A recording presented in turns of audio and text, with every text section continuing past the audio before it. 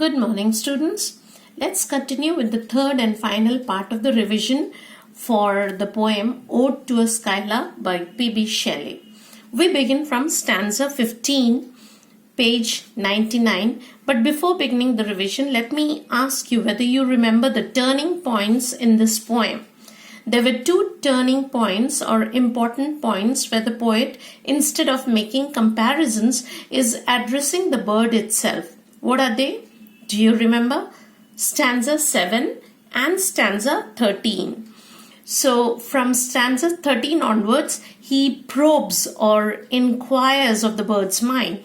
What are you thinking about? What makes you sing so beautifully? Asks the poet. Now, let's see what questions we could form from stanza 15 onwards. So the first question could be, what question does the poet ask the skylark in stanza 15 or the beginning of stanza 15?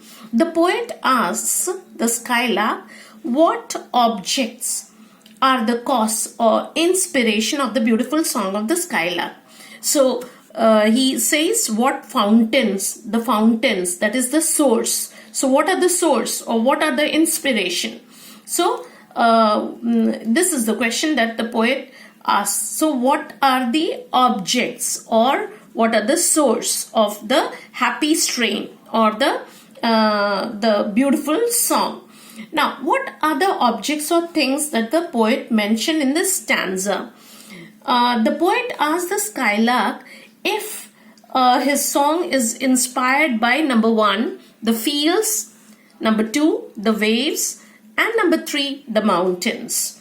So once again, the fields, the waves, and the mountains. So what shapes of sky or plain?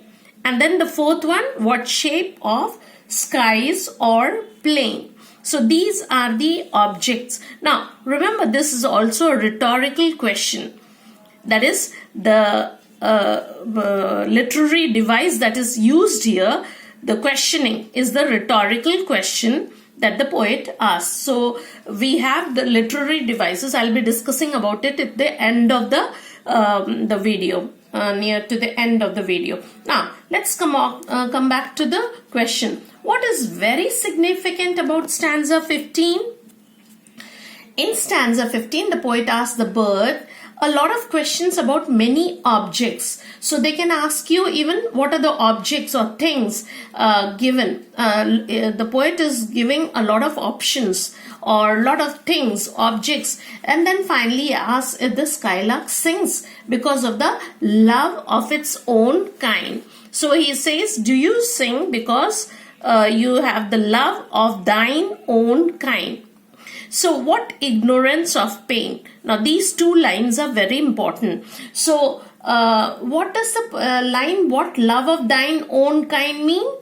Or what ignorance of pain mean? These two lines mean. The poet is questioning the bird about its inspiration. So he poses a lot of questions, a lot of options, and then finally in these lines he asks the skylark if his song was inspired by the love of his own kind, that is by its own species, or was it just because of a life that is ignorance of pain, meaning without pain, not knowing pain? Was it because you do not know pain? Ignorance here means without pain. So in this poem it means without pain. So without pain, is it because you are so joyful all the time that you are able to sing because you have never known pain? I hope you have understood that. We move on to stanza 16. What does the poet mean by keen joyance? Keen joyance. The poet uses these words for the song of the skylark, of course. And keen means intense, poignant, or it could mean sharp. Now joyance is happiness. So keen joyance could mean intense happiness, lot of happiness. And languor is just the opposite, means tiredness or what we call sadness or depression. So both are two different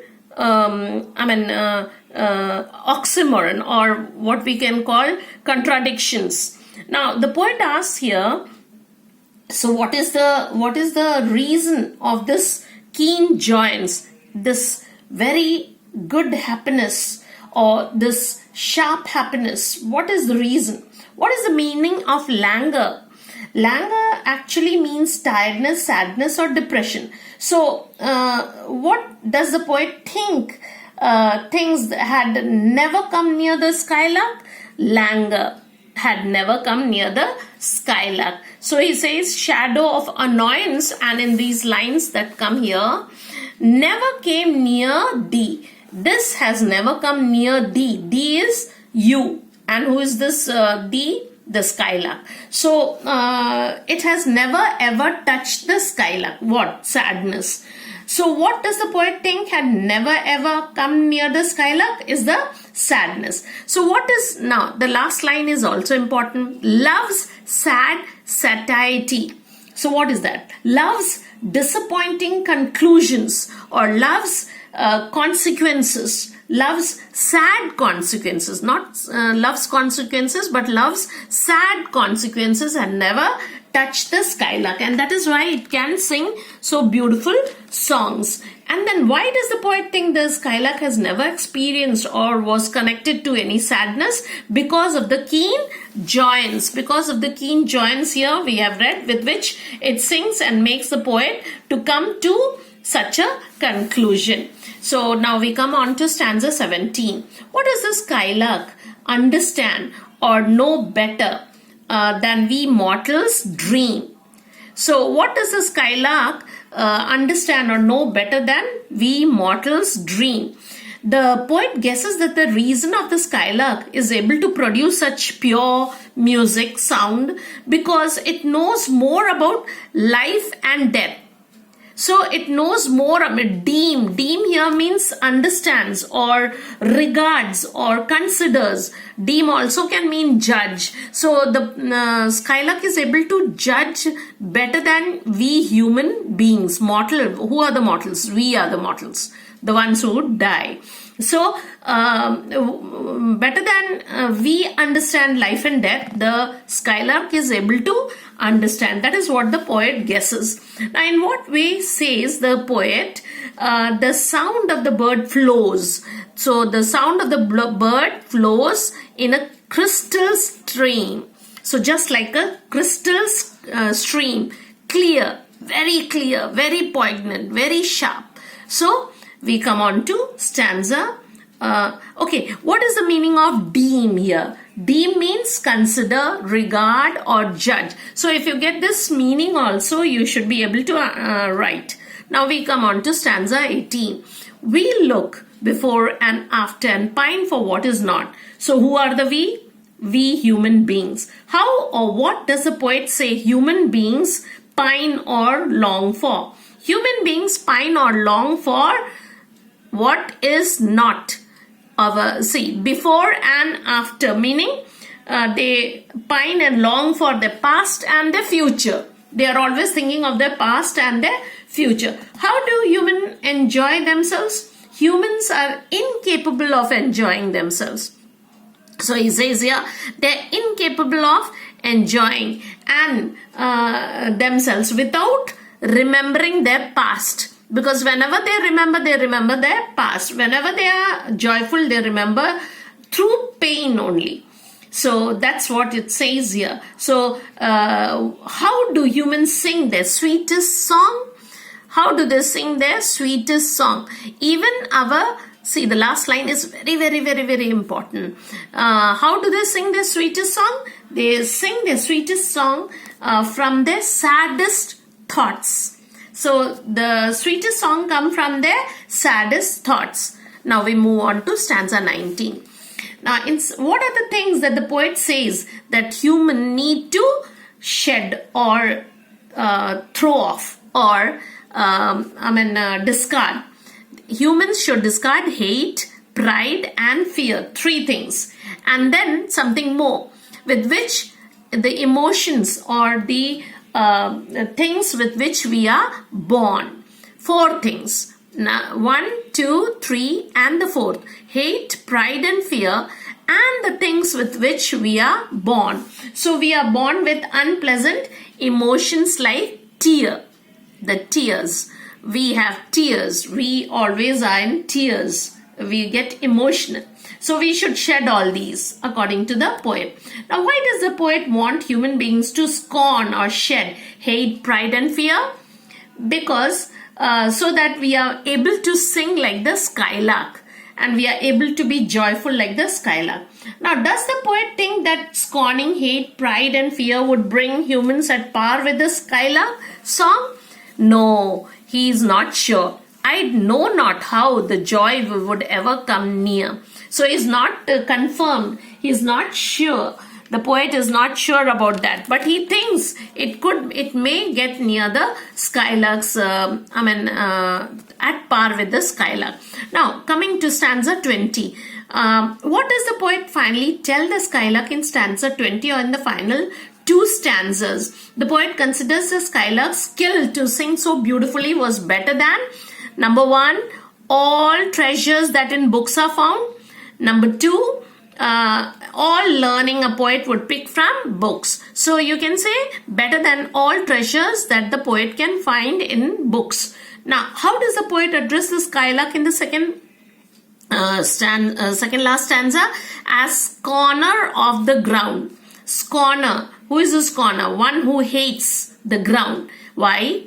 Why does he call him the skylark this? Because he never comes down. He is singing from above. He never. Why? Because the skylark belongs to the skies and is the inhabitant of the imaginary world of the poet and doesn't come down to sing. Whenever it sings, it goes above. So the last stanza.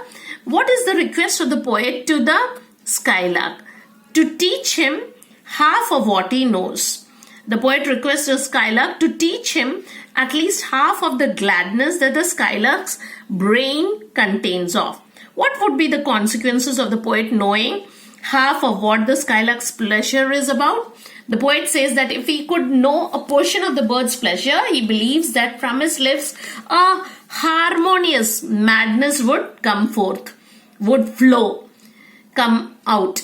Now, how would the world behave when the harmonious madness? Now, look, these 2 words are quite contradictory.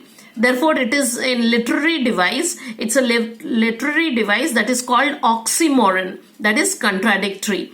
Harmonious means decent, good, nice, going along with others. And madness is something just the opposite.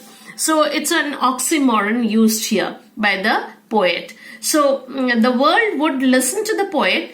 What would be the consequence of the poet learning all that from the skylark? The world would listen to the poet in rapt attention, just like the poet is listening to the bird, the song of the skylark. What is the poem actually about? The poem is about a man's search for happiness. Now, what type of poem is this poem, or this poem falls into? Or the Ode to a Skylark belongs to what category? Lyrical poem. The poem is a lyrical poem. So if they ask you what kind of a poem is this, it's a lyrical. Lyrical means sing song, sing along category. Now name some of the literary devices in the poem. Number 1, metaphor is there, simile is there. You can see it all here. Rhetorical questions are there. Oxymoron I told you just now. You can see a metaphor over here. Metaphor where there is comparison. Simile, like a poet hidden, where you have like. And then you have similes again here. Symbolism, blithe spirit. Personification, poureth thy full heart. So the bird is compared to a person who is pouring out his heart. And then oxymorons we have here, higher and higher still, and then from the earth. How can it be contradictory? You can see here. Then you have visual imagery, golden lightning, sunken sun. These are the visual imagery again in broad daylight. like a star of heaven. Again, simile also, like a star of heaven. It's a metaphor also. Keen as are the arrows, a metaphor. Like a glowworm golden, simile again. Like a high-born maiden, simile again. Like a poet hidden, simile again. Like a rose embowered, simile again. So these are some of the literary devices used in the poem, and I just leave you here. Thank you.